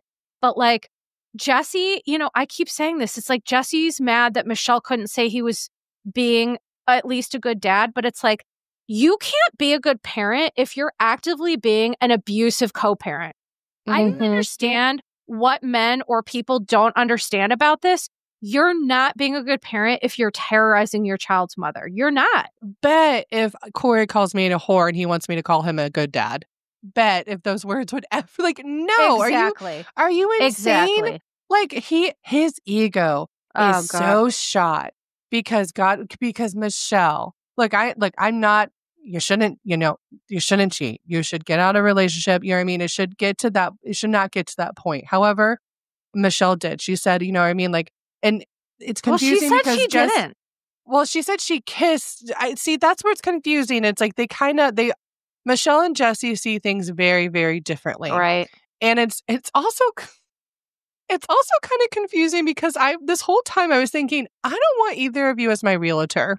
Because you both are throwing out there that you fuck for houses. I mean, and so that's where I'm like, have lines got blurred and you thought Michelle's cheated when really she's just selling a house? because you're over here saying that you're going to eat pussy. Sorry, like you're going to, eat a girl out for a house to sell her a house. So I'm like, maybe the lines have got a little blurry with you guys. That's luxury real estate. That man must have a tongue on him. He's like, maybe we're getting a little confused with that.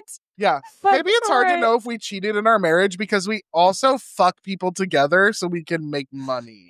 It's just like this weird underlying tone of like, and Jesse was like, yeah, I did say that. She's like, why did a gay guy send you money? And he's like, we both fucked him together.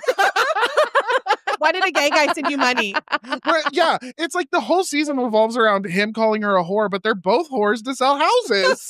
Apparently. I'm joking. It's not okay. Allegedly. Allegedly. Right. That's why I'm just like, okay, it sounds like maybe things have gotten blurred with your boundaries. We also just need a clean separation. We need to quit talking to each other. Yeah, but also, Jesse, you are not like, your ego is so hurt. I think your ego is so hurt because Michelle actually left. Yeah. She actually left. Jesse is full king baby territory, right? Where it's like, woe is me. How dare this woman call me on my shit and walk away and live her life and be happy? Like, it's all ego. It's all hubris. It's all ego. It's all like, that whole thing. And I just can't with Jesse. And I think with Jax being gone, it's going to be interesting next season because I feel like we're all just going to be so annoyed with these people, but we're so distracted. Like Jax is like up here, and then the rest of them are down here, and we'll see. We'll have to see what happens. But yeah,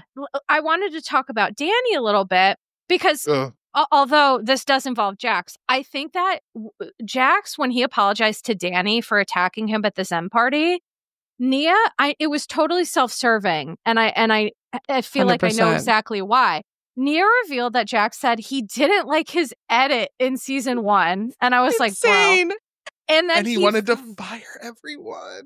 He wanted to fire everyone, and he felt that Danny and Nia were protected because they received a quote-unquote good edit.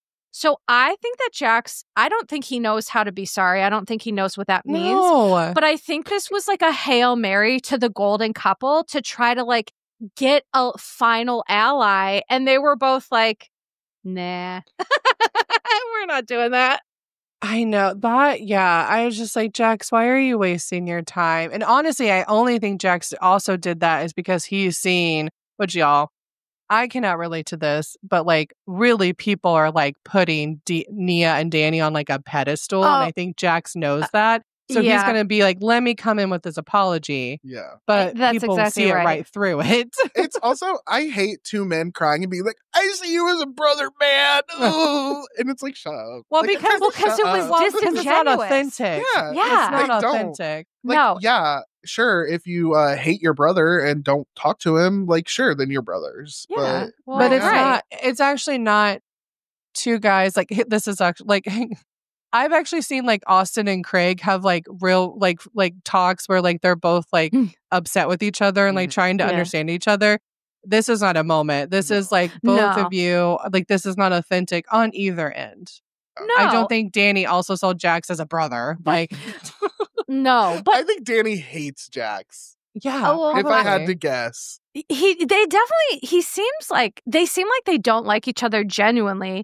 Yeah. But also the whole putting Danny and Nia on a pedestal is so wild to me because here's the thing: like, no one can say what's going on with Danny except for he and Nia, right? Like, no one can judge whether he has alcohol use disorder, whether he doesn't. That's between them, but his behaviors have been problematic. And that's what frustrates me is this black and white thing online where it's like, protect these two at all costs. And it's like, no, I don't have to do that. Yeah. has inappropriately sexually touched women when under the influence. That is not acceptable. It is not okay. And it's like, Nia, here's the one thing I can tell just from working in the recovery field. Nia, you can tell she's had to spend so much of her time talking for Danny and making excuses for him because as soon as Andy started asking Danny questions, she's the one who answered. Nia is Danny's PR. And that shit pisses me off. Yeah. It makes me so mad to see. Yeah. Nia is Danny's PR. Like, that is literally like what we're seeing. She's the fixer. And what's so sad too is like, I know a lot of people, they come for Jasmine because Jasmine seems very back and forth, but I see someone who is trying to tell us she's over it. And I think she's had to tell herself she's over it because they're on a show together. And she's really had to like bury some things. And also like we do see the clip of Danny being like, really, we're bringing this up now. And Nia, PR Nia came in and was like, well, he just thought because you guys got over, he thought you guys have, got over it and you guys have seen each other. And Jasmine was like, we've seen each other, but not in this way. I also would have loved to seen a situation where without Nia's intervention, Danny had to answer that question. Yes. Why did you say that, Danny? It's like, why are we letting her? It's like, Andy, maybe this, instead of like changing the subject when someone's talking about the abuse they endured to something silly, maybe this is when you say, hey, Nia, let Danny answer. Let her, him answer. Because why is Danny here if Nia's going to talk for him? What he would say. Because she's giving like Miss America or whatever, she was, because she's practiced in that. And I understand she's practiced in that. And I understand also she is very protective of her family. I've talked about how I believe she has scarcity trauma and that definitely, right? But it's one of those things where it's like everyone has to be accountable here for their stuff.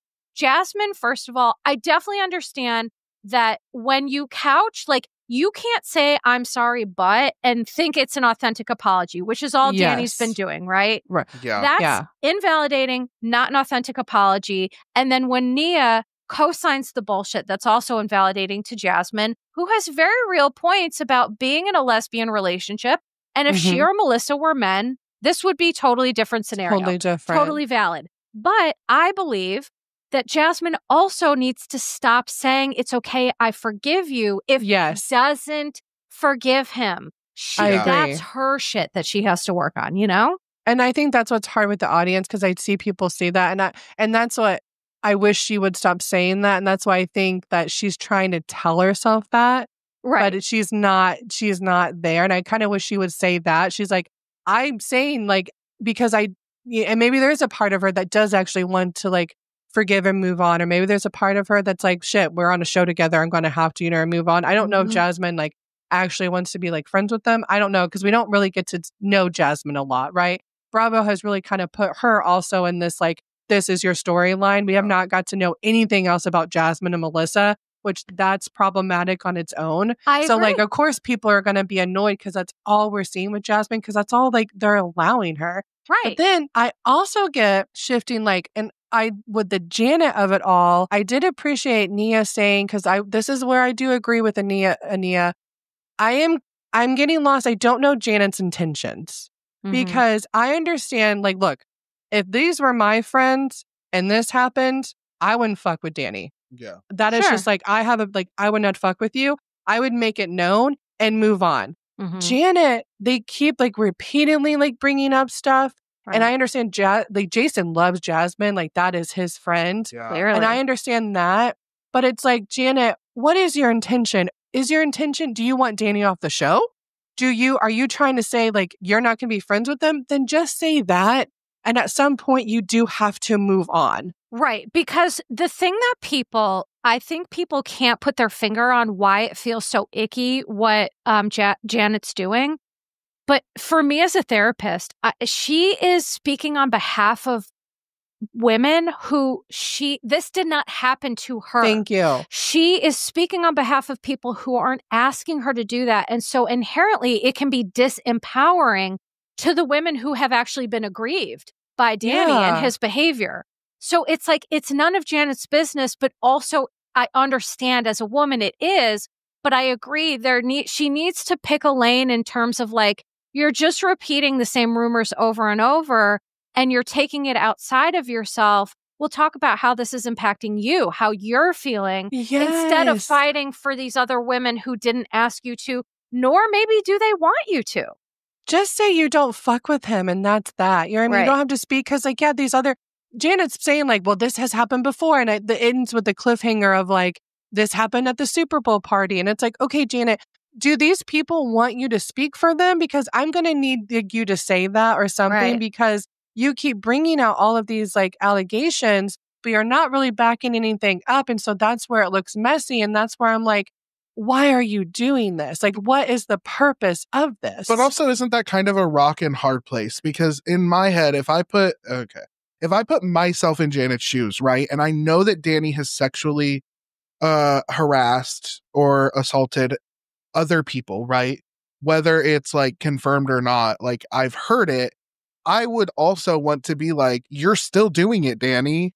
Like, so I think it's like rock and hard place where like she wants people to know that Danny is doing this behavior repeatedly and in a pattern, but how do you make it known without,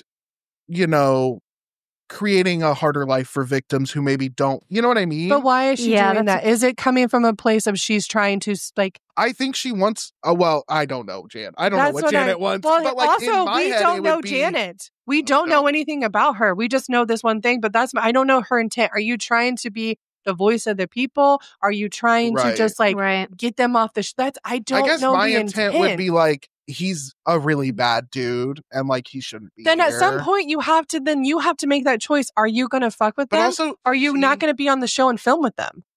Right.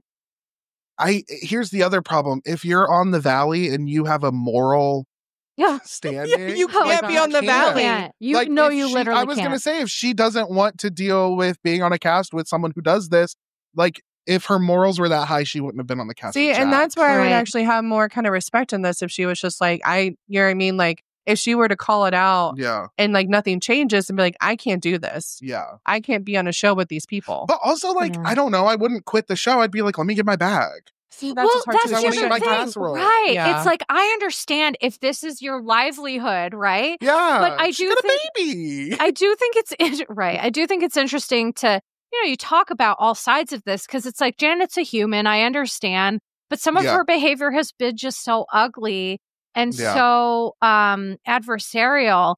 And here's the thing. I also got stuck on this thing where it's like, so Janet was angry at Zach for the comment he made about her pregnancy, which it was disappointing because Zach did have to admit that he did say he did not want to admit that. No. But like, Janet is then actively terrorizing Nia, who's also pregnant. And it's like, let's be careful how we're throwing stones because like you're terrorizing this pregnant woman and you're on your high horse about like Zach saying something really shitty that wasn't okay. You know what I mean? Yeah. And also Nia. That's so true. You know what? Nia's even like rubbing her belly being like, I think I'm going to have a contraction. She's like, literally. Which when she said that, I was kind of like, are you just being dramatic for cameras? Or are you actually like maybe going to have Nia did bring up a good point because she was like, Janet, with you, like, so Janet did like bring up concerns with Nia, like off camera. Oh. And then Janet brought them up on camera. So like that's her thing. So Nia's like, I don't understand like your intentions. Like it's different if you were to come to me and say, hey, I am really concerned about Danny. This is what I'm seeing. Yeah. Now Nia can say all she wants. She would be like, thank you so much. I don't know if Nia would actually do that. You know what I mean? I don't know what Nia would do. But I do understand Nia like not understanding Janet's intentions. And that's why, here's my thing. Like I like to have these kind of conversations. Notice how we're doing this and we're not being like, Janet is the worst human that has ever existed. Y'all, we need to take a beat because Jax's Taylor's right there. That's what I'm saying is like, I love Janet's level of messy that is like yelling accusations at people, but not abusing. Right. Like that's what I love. Like, let's like yell accusations at each other. Like, let's not hurt each other physically. Well, but also with that, like, obviously, I think Danny would maybe say those accusations are hurting him. But I don't care if though. I don't care about Danny. I do hate Danny and Nia, so I don't care. Here's my thing. I don't either, but it also comes from a place of like, well, then let Danny and Nia like work that out with you. know what I mean? Like, let's see them like go at it with each other. However, I do want next season to be different because we haven't got to know. We haven't got to know Janet really. We haven't got to know Jasmine any. So like that, and even Danny and Nia, it's like, okay, you guys have lots of children. And my theory is that they're coming on the show because they're trying to have people come to their cult church That's just my opinion. I think they just need money. I think they have a million babies and they need money to live. And they just moved to a beautiful house in Santa Clarita. They did. Which means they're going to start being cannibals. Isn't that what Drew Barrymore Santa did? Clarita Santa Clarita Diet. That was such a good show, was by that the Drew way. Barrymore? It was yes, Drew Barrymore. it was. It's crazy. They canceled it too soon. They did. I was and so right before the her disappointed. Renaissance too. Yes. Yeah, right before her. I know. I really think it had legs and it could have gone somewhere else, but that's, But she ate them. She ate them. Boo. And if you don't know what we're talking about, you got to watch Santa Clarita Diet because that was a good one. Based on Armie Hammer's life story. Right, exactly. God. So as we're kind of wrapping up here, I'm just trying to think if there was anything else. Oh, the last thing I wanted to address is that Jason's level of upset with Danny versus Jax is absolutely out of order. Like, you're making excuses for Jax, who is actively abusing someone, and then you're calling Danny a clown. Now, I do think that it was in response to he's trying to stand up for Jasmine because I think they're really close. I think Jason and Jasmine have a real relationship. And I think to me, it was like a big brother being like, bro, you're a clown trying to do this stuff to my friend and all of that. But it just makes Jason look like ignorant. Well, right. I also wonder with Jason, because I have been really thinking about this because I'm very confused about like him. He looked like he wanted to jump Danny on the couch. I was like, where?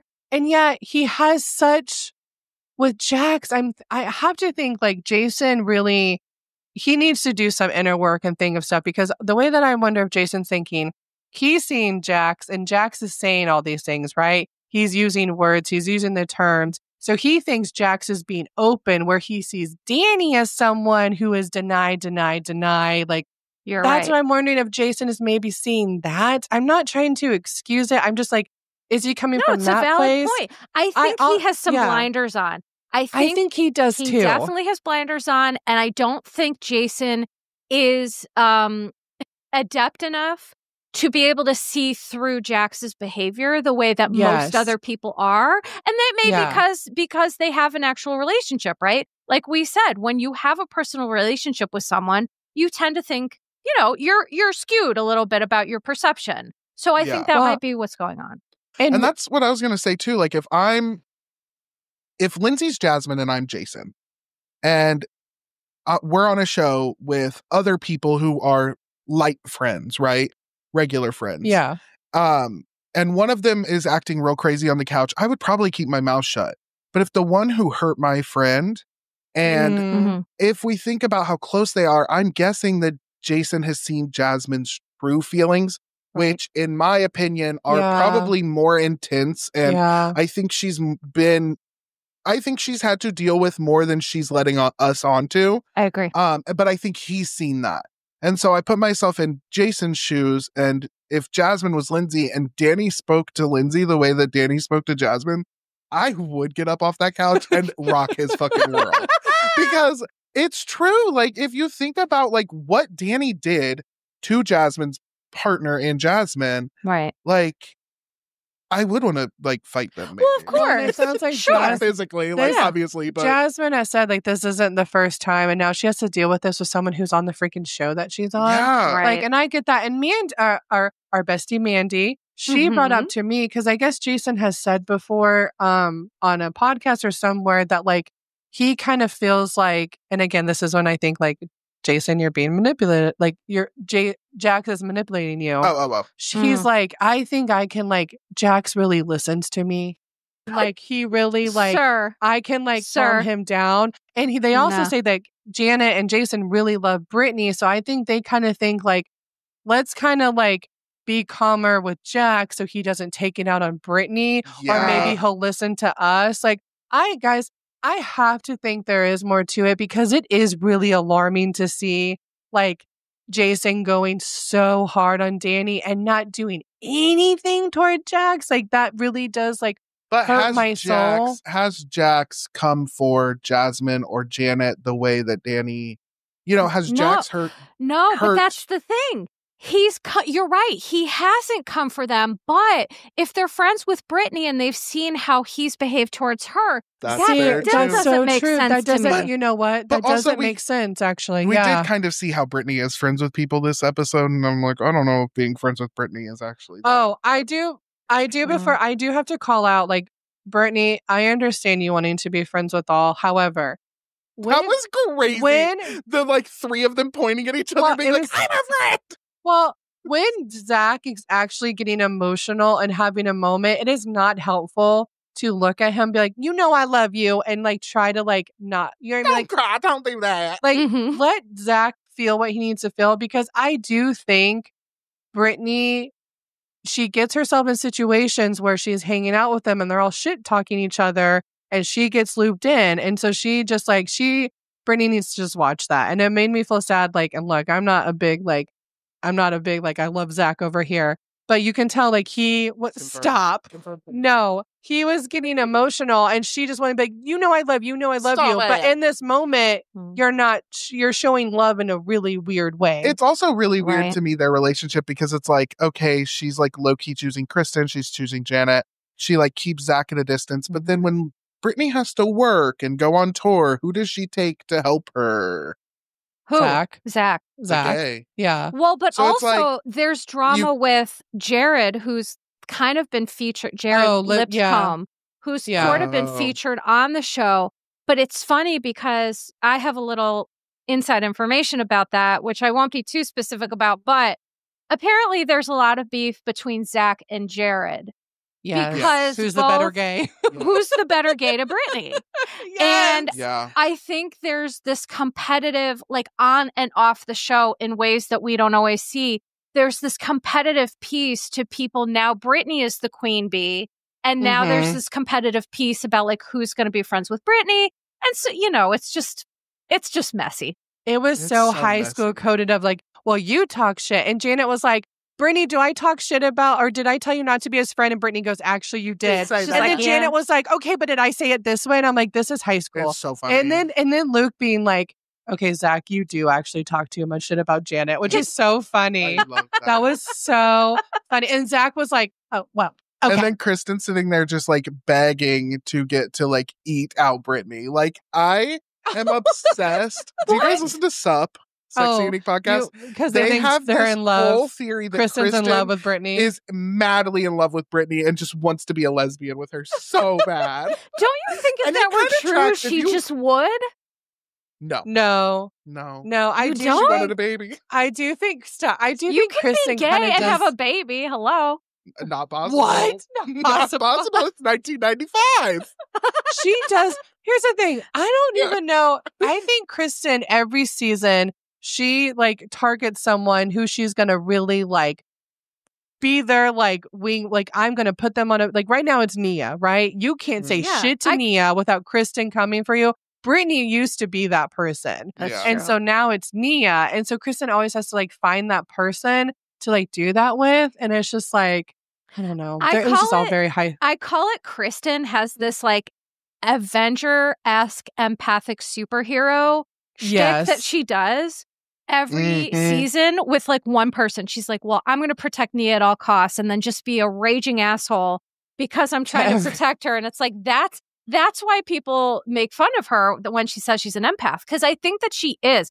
I think she's very empathic and she sees things and understands things on a certain level. Not all do, but she does what a lot of trauma survivors do, which is takes it too far because she's moving from a place of trauma instead of from a place of actual support. But listen, Kristen, she's got her beautiful baby. I can't wait to see her as a mama.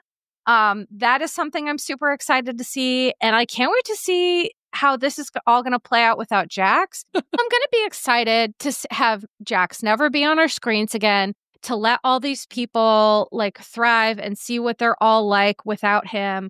TBD. Now, do you guys think you'll watch next season? Oh, no. I thought you meant next episode. I was like, already no. Next season. Here's the thing. I will tune into season 3 for sure because Jax isn't there. If Jax was going to be on the next season, it would be 100% out for me. Yeah. Because he's not there, I will entertain it. However, if it's still giving me the same feeling, I will not force myself to watch it. And that's what's hard too, is I know some people like have messaged us of like, we really enjoy like, your Valley recaps. And like, I love that. But like, I have to like, it might sound silly, but like, I have to protect myself. No, and like, it's not silly at all. Well, just like, just sometimes like, we've said this before, like reality TV, like shouldn't make my insides hurt in this way and shouldn't be triggering. So my whole thing is like, season 3, here's the thing. I want there to be drama. I want it to be messy, but I also want to see them have fun. And right now I see a cast. I'm like, none of y'all are friends. Y'all throw each other under the bus like completely. And it's just like, I need like y'all to like, I want to see like y'all's real lives. And I want to see, you know what I mean? Like, I just want more of that. So I will tune in. But again, it will be very much like a episode by episode, like how is this? I'm going to be checking in with myself and how I'm feeling. And listen, you guys are joking, but I just want to say in all seriousness, reality TV shouldn't be triggering. And if it is, then you have to protect yourself and check out. I don't care if you're a content creator, a fan. I don't give a shit who you are. I think, and I understand people, people always want me to cover things too, but it's like you have to do what's authentic to you, because at the end of the day, we have to be our own number one fan, right? Yes. But did you see, y'all, at the end of this episode, they finally did put domestic violence resources? Yeah, but did you read it? What did it say? You read it? If you're it's like, here's some resources. Like, it is like the cuntiest verbiage ever. Like, here it is. Oh, like they felt like they had to. It felt like that. I don't know if I just read it like that. Secretly that we had something to do with that. Oh, no, all of serious. us on Instagram. Yeah. All of the content creators who had been calling Bravo out week in and week out. Do I agree that it was kind of like a passive aggressive, here, we're going to throw it up? Yeah. Is it better than nothing? Also, yes. It is, because that one was so hard, is them just putting putting substance use and mental health resources. That's fantastic. Yeah. It is really, though, hard to see. We are seeing domestic violence on our screen. And so many times with domestic violence, people try to tell people like, that's not what's happening, or like, you're being dramatic, or like, well, I've seen this person be great. And so to have that happen and then to see a screen with that, but like to see no resources for domestic violence, like it sounds like that's just such a small thing, but it's really impactful to have that on there, because finally, like you were saying, like, this is what this is. And like, it's sad too, because like, it makes me sad a little bit too, because it kind of seems like now, because like Brittany admitting the like him pushing her bush, now people are taking it serious, when it's been serious before that. From day one, it's been serious. From day one. That's right. And so like that, I'm just like, that kind of sucks. But you know what? That's the Bravo. We're here now. They did it. Thank you for doing that. I'm sorry, like, if that felt like pulling teeth. Here's some resources, snowflakes. That's exact. Yeah. Like, it just, but you know what? I'm glad that they did. And just, I don't know. I really hope that, like, they really, not that Bravo will do this, because I don't know if Daddy Baskin can do this, but this would just be a great time to really just reflect this past season on the Valley and what their intentions are for next season, because we can't do this again, y'all. Fair. Yeah, agreed. Well, this has been such a hoot. I feel like 2 hours has gone by in 10 minutes. We could do 2 more hours of this, but we won't, because I respect your time. And so I've just, like I said, I've enjoyed this so much. Please let everybody know, Recap Rodeo is one of my favorite podcasts. It's one of the few that I actually listen to these days. You guys are so great. But please let people know where they can find you both. You can find us wherever fine podcasts are sold. And by sold, I mean given to you for fucking free. Yeah. So take a listen. Anywhere you can listen to podcasts, search up these 2 words, Recap and Rodeo. And you'll hear me and Lyndsay every Tuesday talk some shit about our lives, talk some shit about the news, and talk some shit about the shows we love to talk shit about. Oh, yeah. Right now, y'all, me and Brady aren't really fucking with anything on Bravo. That's tea. We're talking about Big Brother. But we are fucking with Big Brother. So any listeners, and Melissa, if you're watching Big Brother, Brady and I have lots to say about it. So come on over. If you want to kiki about Big Brother in a very fun way, that I think a lot of Big Brother content is missing. I feel like we get very serious with Big Brother because it is a serious game. Mm-hmm. But we talk our shit and we giggle and gaggle. Well, maybe next time I have you guys come on. Well, I've never watched Big Brother, but maybe that'll have to be our I know. Because, here's the thing. For me, when games are involved, it feels less like interesting to me because it's gameplay, right? So it's like valid. You know how much psychology when there's gameplay, but it still exists. So I think you would be shocked and delighted by how much there is to like assess in the Big Brother house, especially with the addition of live feeds and like clips that are happening live and getting to kind of go through that stuff. Oh, some interesting things are said and done in that house. Well, you may have convinced me. So listeners, if you are loving Big Brother and you want me to cover it, let me know. But please check out. That'd be amazing. Lyndsay and Brady on Recap Rodeo. Also, please check out me, your Bish therapist. If you could please, for both Lyndsay and Brady and myself, leave a 5-star review. That would be super helpful. Ratings really matter, and we do appreciate it. Please give us a like on Instagram. Check out our social media. And, I hate to call it for today, friends, but this is going to be it. And so sending love to you and yours, and ta-ta for now. Bye! Disclaimer. Posts are not intended to diagnose, treat, or provide medical advice. Your Bish therapist is for entertainment and informational purposes only. The podcast, my opinions, and posts are my own and not associated with past or present employers, any organizations, Bravo TV, Greyheart Productions, or any other television network. The information in YBT podcast and on its social media is provided for general informational purposes only and is not intended to diagnose or treat. Please do not act or refrain from acting based on anything you read, see, or hear on YBT podcast or associated social media. Communicating with YBT via email and or social media does not form a therapeutic alliance. Melissa, operator of YBT, is unable to provide any therapeutic advice, treatment, or feedback.